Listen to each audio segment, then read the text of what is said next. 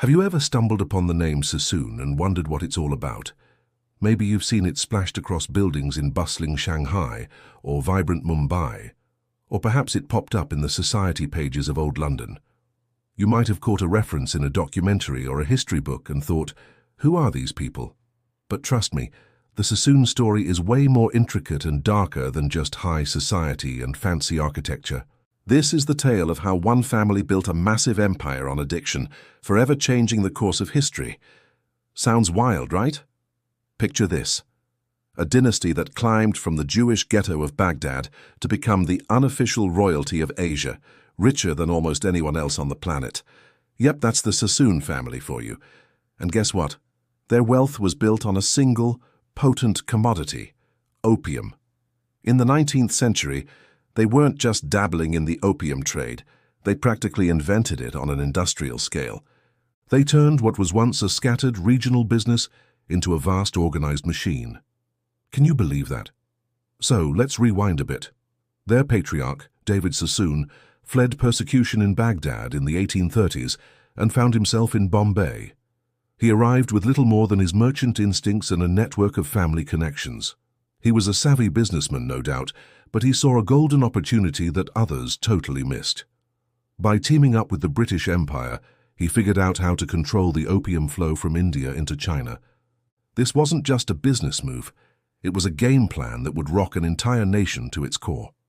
Back then, the British were in a bit of a pickle, trying to find something the Chinese would actually buy to balance out their massive purchases of Chinese tea and silk. The trade deficit was huge, and London was desperate for a solution. And guess what? Opium was the golden ticket. The Sassoons stepped in and streamlined the whole process. They cultivated the poppies in the fields of India, processed the raw opium into a refined, branded product with consistent quality, and used their growing fleet of ships, dubbed the Sassoon Navy, to smuggle it into China, all while ignoring the emperor's explicit ban.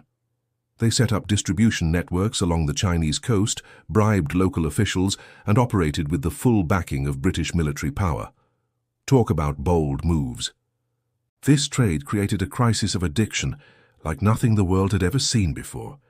Millions of Chinese people became dependent on opium, their lives and communities shattered.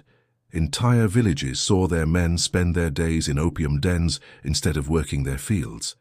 The social fabric was unraveling. Families were torn apart and productivity collapsed. Meanwhile, the Sassoons were raking in profits like there was no tomorrow. They effectively industrialized addiction, turning human dependency into a weapon of economic warfare. When the Chinese government tried to fight back, seizing and destroying tons of Sassoon-owned opium in 1839, it sparked the Opium Wars. Can you imagine? Britain went to war to defend the right to sell drugs, and the Sassoons were right there, financing and profiting from the chaos. They even lobbied the British government to take military action, framing it as a defense of free trade. As the family's influence skyrocketed, they expanded their empire from their headquarters in Bombay to Shanghai and Hong Kong. They diversified into textiles, banking, and shipping. They were the original multinational corporation, with offices popping up from London to Tokyo. They built docks, warehouses, and skyscrapers that still define the skylines of major Asian cities today. Ever heard of the Cathay Hotel on Shanghai's famous Bund? Yep, that was a Sassoon creation, a sparkling monument to a fortune built on misery. They owned mills, financed railways, and controlled trade routes that stretched across continents. But here's where it gets even juicier. As the Sassoons grew richer and more powerful, they started to blend into the British elite. David Sassoon's sons were sent to England for a top-notch education at prestigious schools where they rubbed shoulders with future lords and politicians. They swapped their traditional robes for sharp Savile Row suits, anglicized their names, and even married into British aristocracy. They rubbed elbows with parliament members, collected art, donated to universities, and became pals with royalty. They hosted lavish parties at their country estates and were granted titles and honors by the crown. It's wild to think that a family that started as devout Baghdadi Jews, who once closed their businesses on the Sabbath and prayed in Arabic, slowly shed their cultural and religious identity in pursuit of social acceptance. This part of their legacy is super important. Their journey reflects the broader themes of colonialism and social mobility. To climb the ladder of the British Empire, they had to conform to its values, even if it meant leaving their own heritage behind.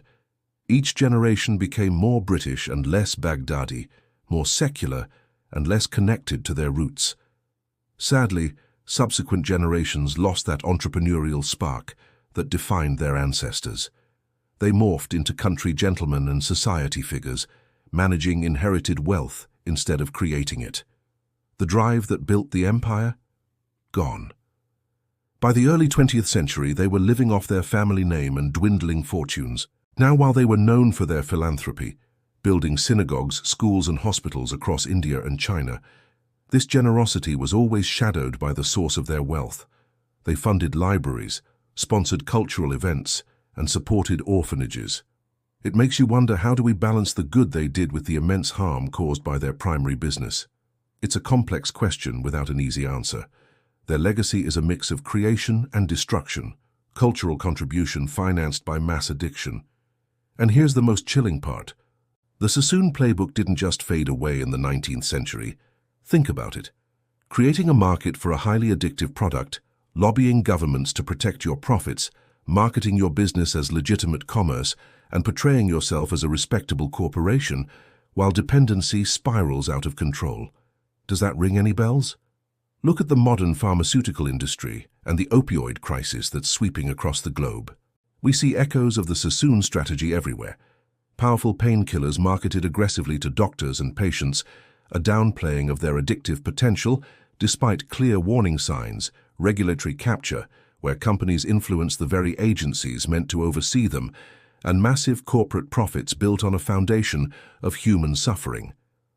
The names and products may have changed, but the fundamental business model of weaponizing dependency remains shockingly similar. Communities are devastated, families are torn apart, and corporations pay fines that are just a fraction of their profits.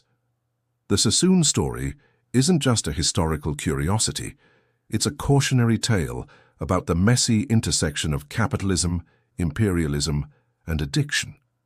It shows how fortunes can be built on the vulnerabilities of others, and how the relentless pursuit of profit can be disguised as progress, as entrepreneurship, as simply meeting market demand. It pushes us to ask tough questions about corporate responsibility, about the hidden costs of our global economy, and about how we define success when it comes at such a steep human price. The rise and fall of the Sassoon dynasty is a powerful reminder that history is never really in the past. The empires of yesterday cast long shadows, and the lessons from their controversial legacy are more relevant today than ever. We need to understand this story, not just to look back at what was, but to see our present more clearly and to recognize the patterns that keep repeating. So, what do you think? It's a lot to unpack, right? The Sassoons show us that wealth can come from the most unexpected places, and that sometimes the price of success is steep.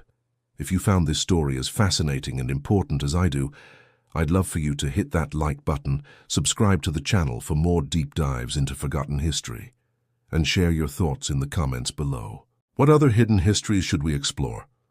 Let me know. Can't wait to see you in the next video.